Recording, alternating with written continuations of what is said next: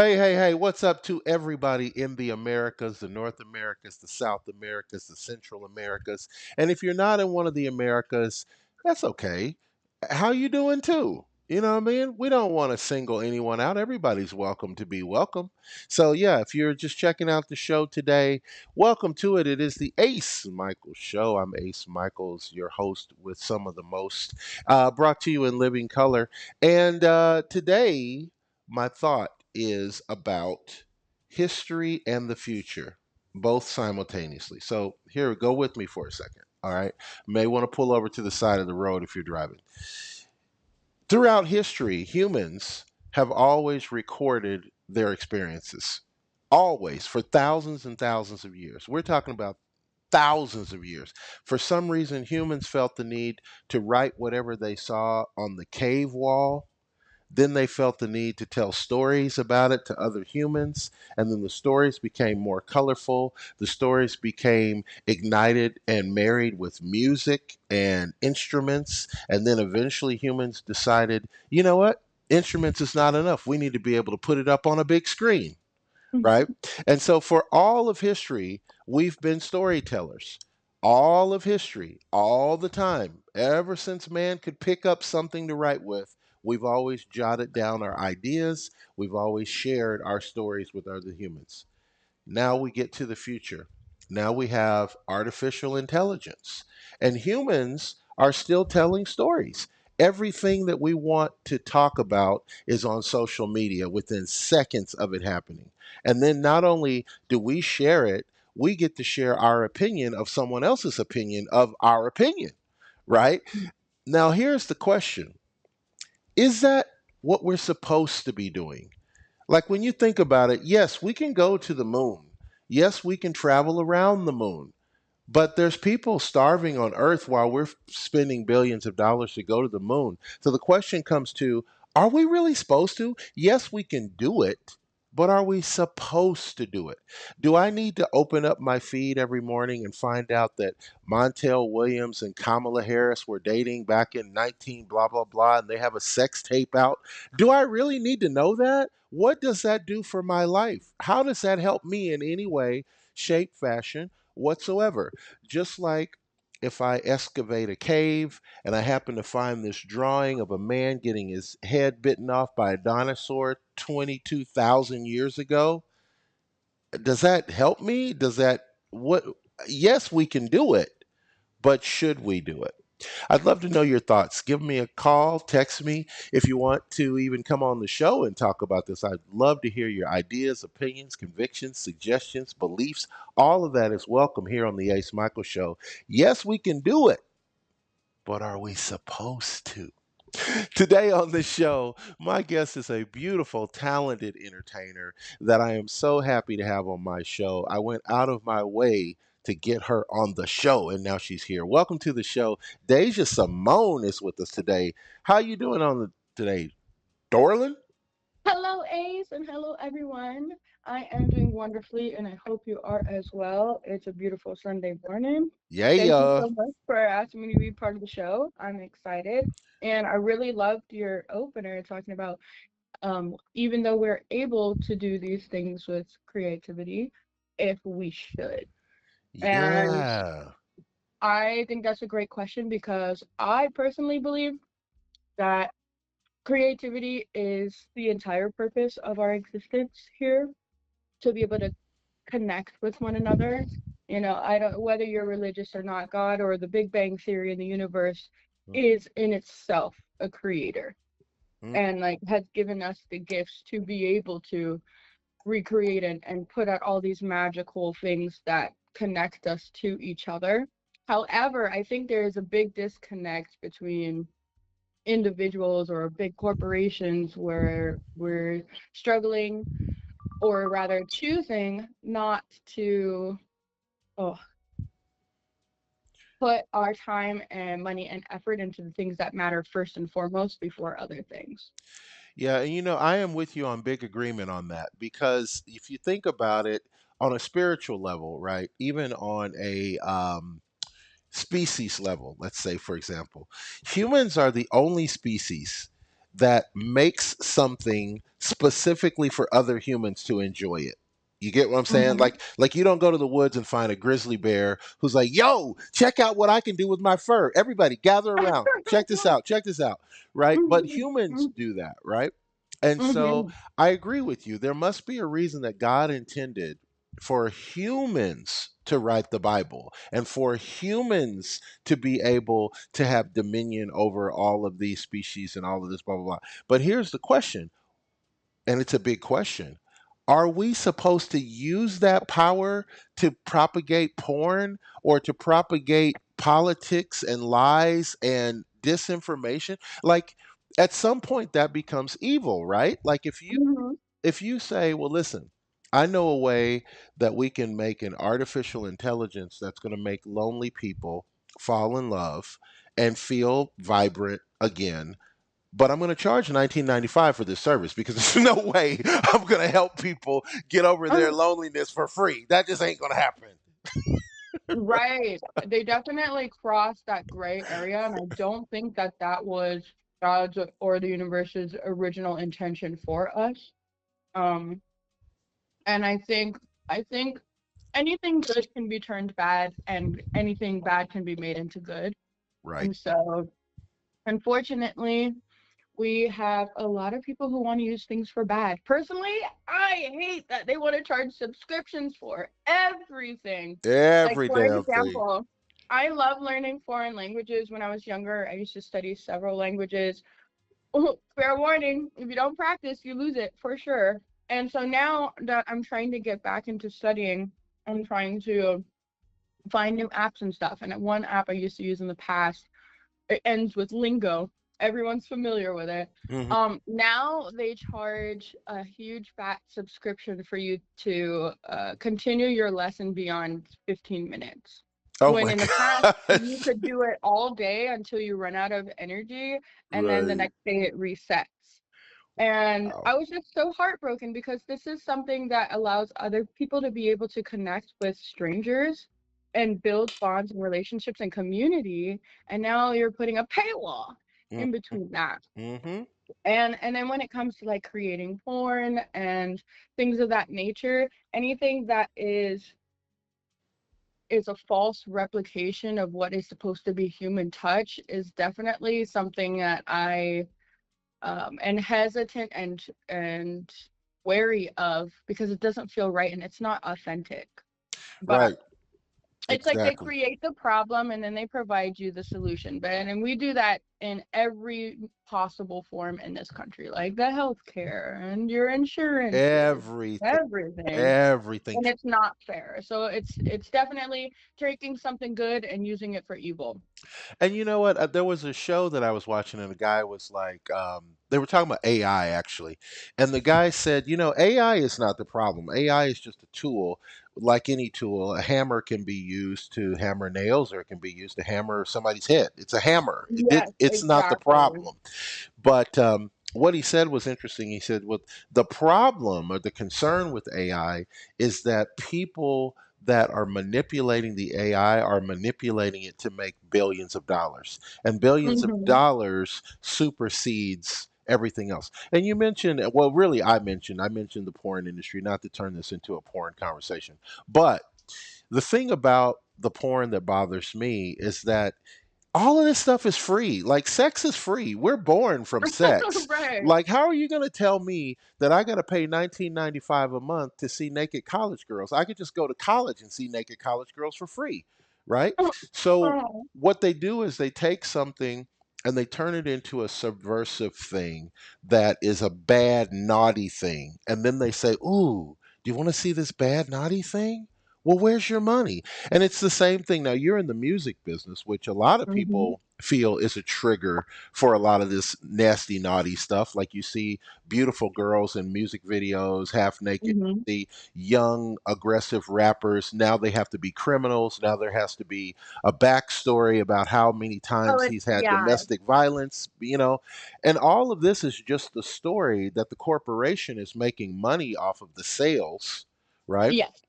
Have you ever been put in a situation where somebody literally said, in order to promote you or in order to manage you or sign you, you're going to have to compromise yourself as an artist? You have to wear this thing or say this thing or represent this thing? I, as a woman, and like many others, have definitely been put in that position. Hmm. And I'm glad you brought it up, like how chaotic and toxic the music, or not even just music, but the entertainment industry is, because we promote all of this negative, sinful behavior as something that's supposed to be praised. Hmm. And it's definitely another profit engine.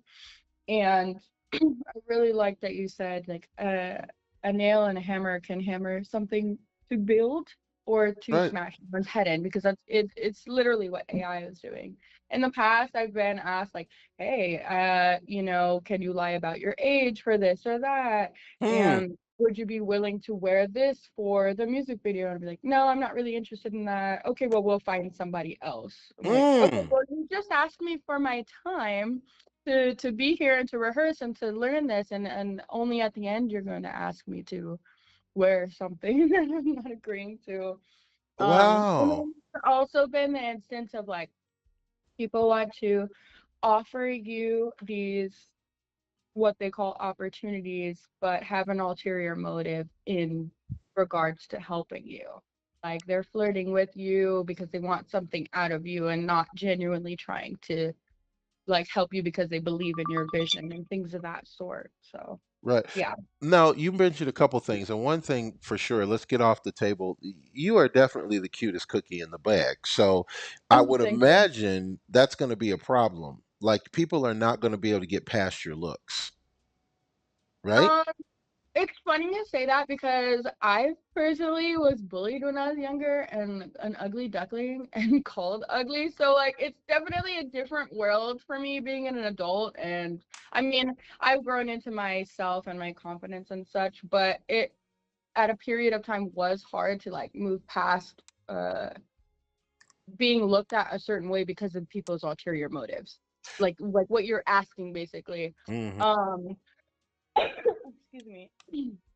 Well, And so go ahead. Well, little boys do that though. Like, if a little boy, he's confused about his feelings, and so he's got to ridicule the prettiest girl on the bus because he doesn't know how to process what he's thinking and what he's feeling. Like, how can she be attractive when she's a girl? She's not supposed to be attractive. Not yet. He doesn't realize that down the road that's going to be exactly what it should be.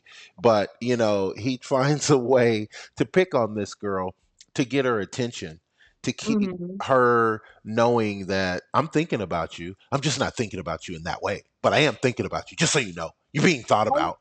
I think it's that definitely when we're growing up, and also people just are not familiar with seeing things differently. Right. So like I moved around a lot and was in different schools and different towns, and so you see all different kinds of people. And yeah, so I think it's that because it wasn't just boys that were bullying me, Right. but Well, you're it attractive. definitely is Maybe. hard to get past like people, both agencies and like people you want to work with, looking at you more as like a sex symbol, and all of that, because the industry just promotes it so much. And it's like sex sells, sex sells. You hear this phrase all the time. Sex is the And go-to. I feel like there is a way to both be able to present yourself in the way that you desire, as well as move forward with your career without having to sacrifice your views. Like I've been asked in the past, like if I want to do lewd cosplay, and things of that sort. And I'm like, I'm not really interested in OnlyFans. I'm not interested in doing lewd cosplay or like NSFW, not safe for work, and things of that sort. However, I am a cosplayer in general. And so like if you think of the difference between Morgan from Darkstalkers, like cosplaying her is one thing, and like some suggestive poses here and there is another thing, versus actually pulling your shirt down and like ripping your tights in an enticing sexy way to like inhibit horny behavior and things of that sort. So It's a fine line, and sometimes like you cross it, sometimes you are really far away from it. But yeah, Okay, it's definitely interesting. now I'm a complete cosplay idiot, so in just a second, I want to really finally know what this is from an actual cosplayer. I've never been able to figure it out, so I'm going to ask you about that in just a second. Oh boy. Okay. But first, I have to ask you about this. Now, you are also bi or triracial, right? Yeah. Because you're not just a one thing. You got a couple of different ethnicities. So tell us a little bit about that, because I'm curious about how that figures into when you walk into a room. Do people put you in a category and go, "Oh, she's a black girl, she's a Latin girl, she's a this"? Oh, all the time. All the time. It's really interesting to know. Okay, so just to lay the groundwork, I am black, I'm French, I'm native Indian, Scandinavian, and Irish. Okay. And so Okay, that's a lot of white European, and then you got some like heavier dark side with black and French Creole and Indian. nice. And the ethnicity I always get assumed to be for some reason is Hispanic, which is so funny to me. I'm like, I'm not sure if it's the way I do my hair or like my clothes or what, but people always assume that I'm Hispanic, and they ask me if I sing Spanish music and things of that sort. I'm like, actually, I don't. I sing English, French, and Korean and Japanese music. Like, it's so Wow. different. And then Wow. usually it's when you say this, oh, because now I recently had an experience where um we're putting a tribute show together with some other fellow artists, and I don't mean like anything bad by it. So let's first establish that. But the room was definitely it was an all black cast. They Okay. said that they wanted some diversity, and a friend of mine brought me in, and she assumed that I was mixed, but she wasn't really sure. But I looked white enough to just be the white girl in the group. Okay. I Okay. was like, yeah, sure, whatever. The others didn't know this. They literally treated me so poorly that I ended up quitting the show. Like Oh, every wow. time they were in a circle of a group to pass on information, you all stand kind of like side by side. Yeah. Someone would stand in front of me and out to me from the circle. And and when they would have conversations to spread information or talk about things, they would never look at me. I would never be included. I was not added to the group chats. I was always the last person to hear anything, but always expected to bring all this paperwork.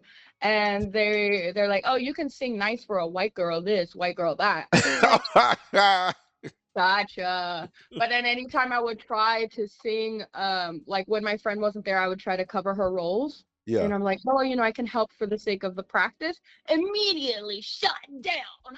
And I'm What? like, well, oh, okay, sure, sure, sure. But then when the other girl was saying, like, yeah, because she got stolen, she know how to do it. I'm like, yeah, so do I. Probably more than everybody in here. And yet, you're like shutting me down. And then on the Wow. reverse, I've also been too white to fit in the black crowd and too black to fit in the white crowd. And growing up, it was very much hard to feel like I belong and fit in somewhere. And I kind of like mingled my way into the Asian niche and the Asian world, not just because I like the culture, but also growing up, there are a lot of foreigners in my school. The what is it called? Transfer students. Hmm. And I spent a lot of time with them because they also felt outcasted. And so that's actually what started getting me into learning languages and anime and K-pop and all of these things, because I would learn their language to help teach them English, and then they would teach me their language. And so like Interesting. being a multiracial person, it's really hard to be able to find your niche, but at the end of the day, you yourself are your own community. And I don't think it's fair to be able to have a colorist mindset. You know what I mean? Yeah, absolutely. And what's interesting is that your talent, which by the way, I think you're a kick-ass singer. Like, and you don't know me so well. So let me just say this. And you sing and you entertain and you perform as well, and you put on a whole show. You I'm get good. the whole party going. I'm gonna You're say really engaging with the crowd, by the way. I'm gonna say thank you for that. But let me tell you this thing. So I you don't know me that well, so I'm gonna tell you, I do not throw compliments at people just to say compliments. Like if somebody isn't that good, I just won't bring it up. I'm not going to say, I'm not going to be negative on it, but I'm just not going to. I mean, we know I totally you're feel not you on you're not the that. shit. I mean, what can I tell you? But if you are the shit, I feel like it's my obligation to let you know because it's hard to be the shit and not get. Do you ever listen to? Okay, one of my favorite stand-up comedians is Josh Johnson. Have you ever heard of Josh Johnson? I don't think so. Oh my God, I'm gonna send you a link. Okay. Josh is an amazing comedian. He's probably going to be the next biggest comedian in our generation. Like he's amazing, right? Mhm. So one day on a show, he's talking about doing comedy, and he's like, I'm not upset about my career. Like I've had some wonderful times. I've been able to do this. He goes, but there was a time when I was busier doing, the open mic circuit and blah blah blah, but I wasn't making enough money to live. Like, and it's Mhm. hard because we equate success to money.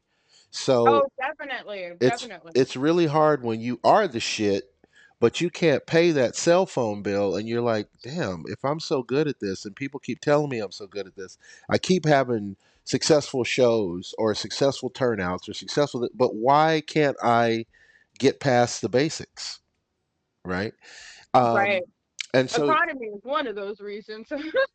Exactly. So you're somebody who, in my opinion, you're the real deal. You're the truth, Thank right? You you. can sing, you can perform, you really bring all to the stage. You even change the outfits, right? So Yeah. this to me is like this is a person. You can harmonize, you can engage the crowd. Like this is what it takes to be an entertainer. But we live in a generation now where there's not so many real entertainers anymore. They're just people doing the motions, and then Social media. There's yeah, a and, lot of and social exactly, media. exactly, and they post online, which brings me back to yes, you can reach 1 million people, but are you supposed to? Like, are you really the truth? Like, do you really have anything that's worth being promoted like that? Probably not.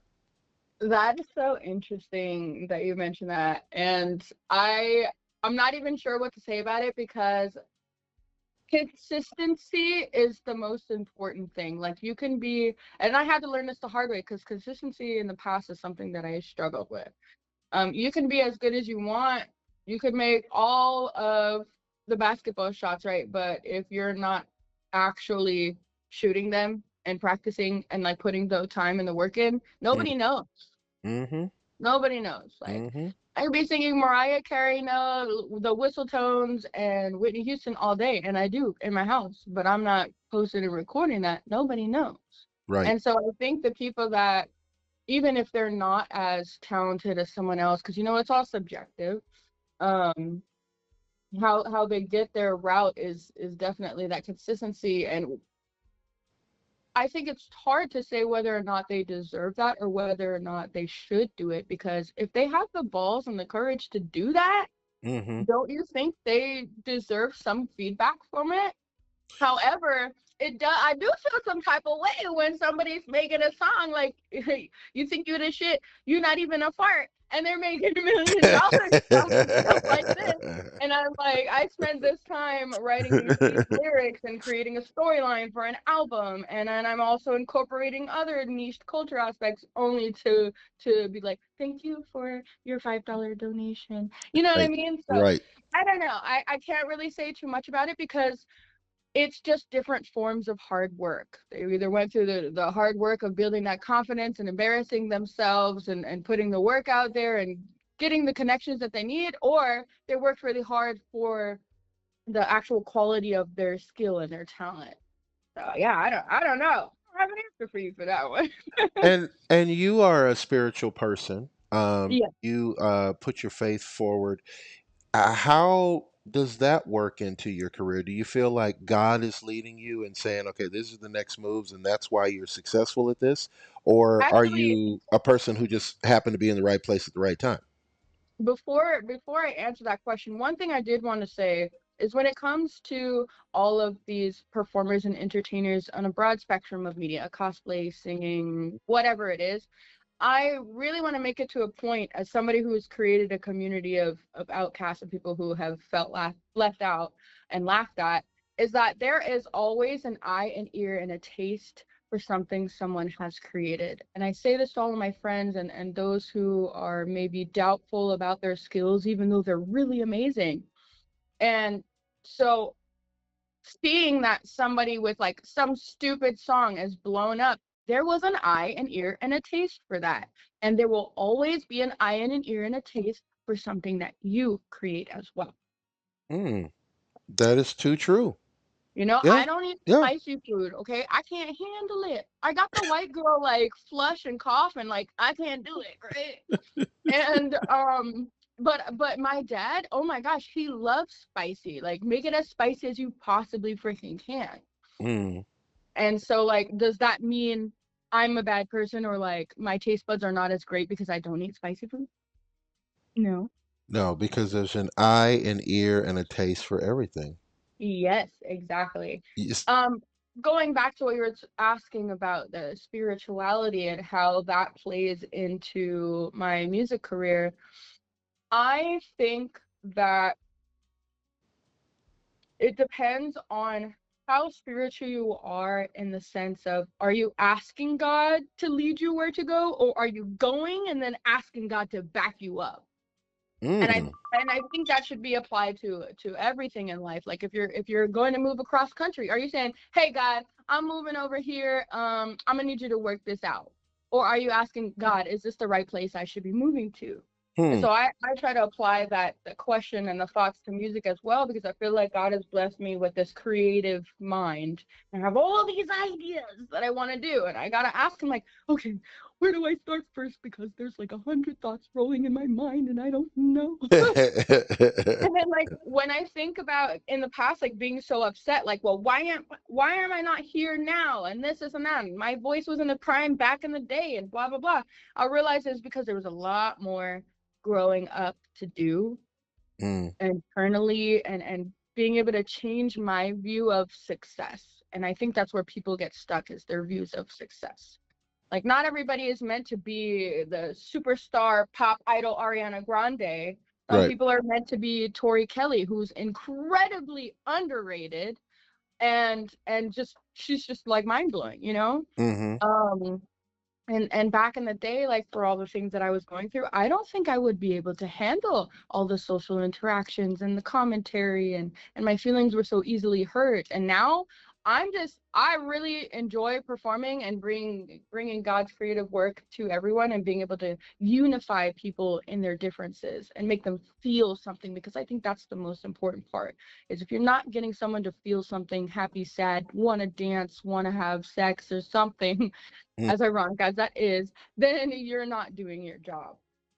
Well, and speaking of your job, you live kind of larger than not kind of, you do. You're living a larger than life existence and Am I, iconography in your career. Like not wait, every am I? How? yeah, not everybody does. Like let's pick on we'll call her Maggie. Maggie just sings and she goes out and she sings in a lounge and she gets paid a couple $100 and she's happy with that. She's not taking a bunch of photos. She's not making her own show. She's just happy to be a singer in a band in Vegas, right? Okay. You, on the other hand, you are creating this whole Dasia image, the Dasia with the coloring of the show. You're very active and involved in the look and feel of even the flyers, right?